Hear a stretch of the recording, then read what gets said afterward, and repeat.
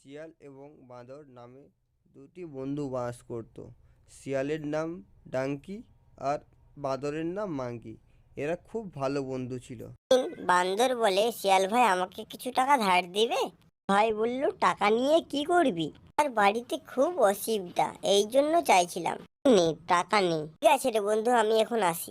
তো টাকাটা নিলাম, বাড়ির কাজটা যেন ঠিকভাবে হয়ে যায় এবং বাচ্চাদের পড়াশোনা যেন ঠিকভাবে হয়ে যায়, এই ভাবতে ভাবতে যাচ্ছিল বান্দর।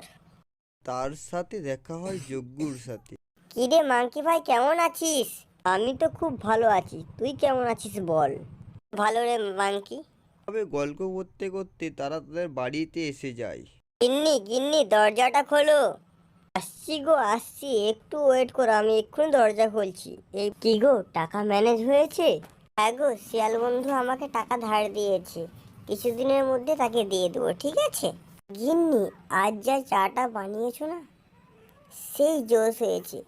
কসম খেয়ে বলছি, এরকম চা আমি জীবনেই খাইনি, খোদার কসম। এই বলল বান্দর। বান্দর বন্ধুর কাছে বান্দর বন্ধুর কাছে গিয়ে, আজ আমরা খুব ঘুরতে যাব এবং বারে গিয়ে আড্ডা মারবো, এই বলতে বলতে শিয়াল যায়। বান্দর ভাই, বাড়িতে কি আছো? জলদি করে বলো। তো গিন্নি, কে এসেছে? মনে হয় শিয়াল বন্ধু এসেছে, জলদি যাও। তারপর তারা ঘুরতে চলে যায় একটা জঙ্গলে। সেই জঙ্গলে গিয়ে তারা কিছু খাবার জোগাড়ের ক্ষেত্রে তারা যেতে থাকে সেই জঙ্গলে।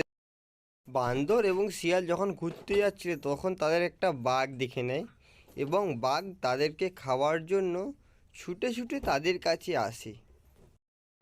শিয়াল ভাই, জলদি চলো জলদি, আমাদের পিছে বাঘ পড়েছে, এই বলতে বলতে বাঘটা এসে বান্দরের গায়ে ঝাঁপিয়ে পড়ে। শিয়াল কোনোভাবে জান বাঁচিয়ে কাঁদতে কাঁদতে চলে যায় বান্দর স্ত্রী এবং বান্দরের বাচ্চার কাছে। কাঁদতে কাঁদতে যায়। বৌদি, জলদি করে দরজা খুলো, দুঃখের খবর আছে, তোমাকে দেওয়ার আছে। দাঁড়াও, এক্ষুনি আসছি। কি হয়েছে গো শিয়াল ভাই, কি হয়েছে? জলদি করে বলো, আমার জান আইটাই করছে। কি হয়েছে শিয়াল ভাই, বলো বলো বলো। মাংকি বন্ধু আর আমাদের মাঝে নেই। এক বাঘে মাংকিকে খেয়েছে। আমার ছেলে কি হবে? শিয়াল ভাই তুমি বলো, শিয়াল ভাই তুমি বলো। তুমি চাপ নিও না, এর বদলা আমরা নেবই নেবই নেব। বদলা